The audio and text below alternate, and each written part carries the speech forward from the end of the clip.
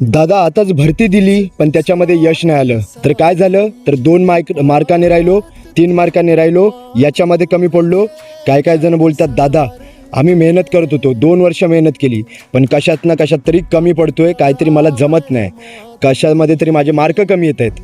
मित्रा मेहनत आणि मेहनत, कारण इथे पोरांचं 4 ते 5 वर्षामध्ये क्लिअर होत नाही पण 6व्या-7व्या वर्षी पोरं भरती मारतात. का तर त्यांच्यामध्ये ती कन्सिस्टन्सी असते आणि त्यांनी मनाशी पक्की गाठ बांधलेली असते की मी जोपर्यंत होत नाही तोपर्यंत हार मानणार नाही.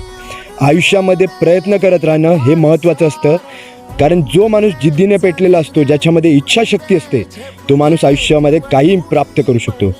सुरुवात करायला मित्रा 1 सेकंद लागतो पण त्या संघर्षामध्ये टिकून राहण्यासाठी अख्खं आयुष्य निघून जातं.